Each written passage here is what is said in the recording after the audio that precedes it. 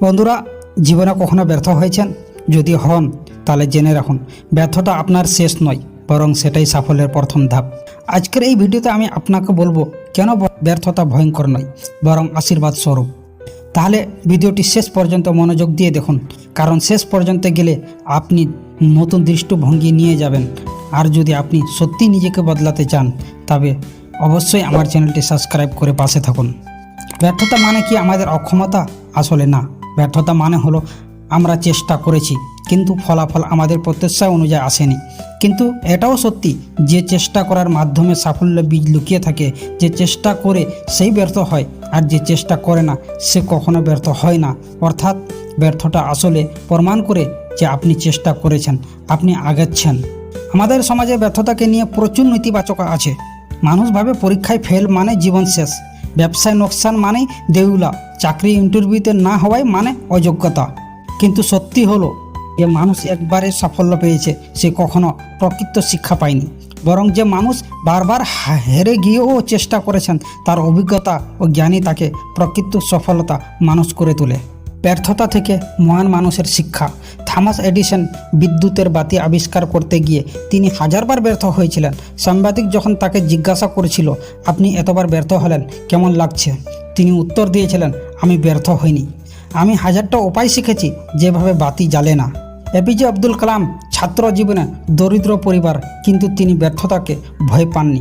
প্রতিটি ব্যর্থতা তাকে অনুভব চেষ্টা করার অনুপ্রেরণা দিয়েছিল। স্টিভ জবস নিজের কোম্পানি থেকে এক সময় বহিষ্কৃত হয়েছিলেন, কিন্তু সেই ব্যর্থতা তাকে নতুন চিন্তা দিয়েছিল। পরে আবার অ্যাপেলকে তিনি শীর্ষ তুলেছিলেন। এই উদাহরণগুলো প্রমাণ করে ব্যর্থতা আপনাকে মাথা থামায় না, বরং আপনাকে গড়ে তোলে।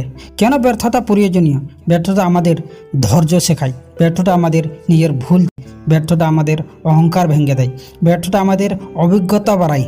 ব্যর্থতা ছাড়া কেউ সত্যিকারের শক্তিশালী মানুষ হতে পারে না। পরীক্ষায় ফেল করলে আমরা ভেঙে পড়ি, কিন্তু ফেল মানে যে আপনি মেধাহীন সেটা একবারের ভুল ধারণা। একজন ছাত্র হয়তো গণিত দুর্বল, কিন্তু সেই সাহিত্যে, সঙ্গীতে বা খেলাধুলা অসাধারণ হতে পারে। তাই একবারের ব্যর্থতা আপনার জীবন নির্ধারণ করতে পারে না, বরং সেখান থেকে শিক্ষা নিয়ে এগিয়ে যাওয়াই আসল কাজ।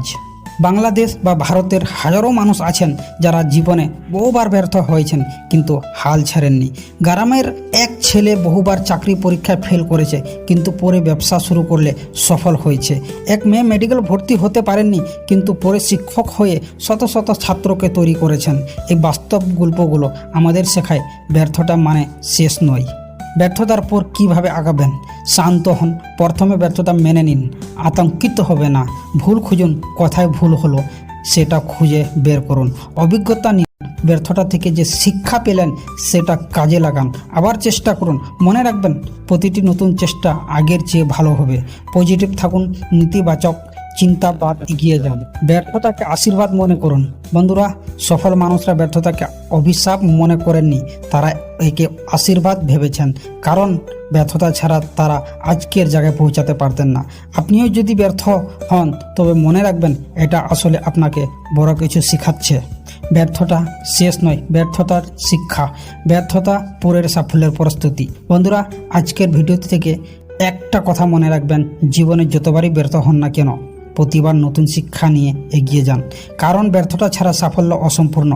যদি আপনার এই ভিডিও ভালো লেগে থাকে তবে একটা লাইক দিন, বন্ধুদের সাথে শেয়ার করুন, আর অবশ্যই আমার চ্যানেলে সাবস্ক্রাইব করে পাশে থাকুন। আগামী ভিডিওতে আবার দেখা হবে। ততক্ষণ পর্যন্ত চেষ্টা চালিয়ে যান, স্বপ্ন দেখুন, আর কখনো হাল ছাড়বেন না।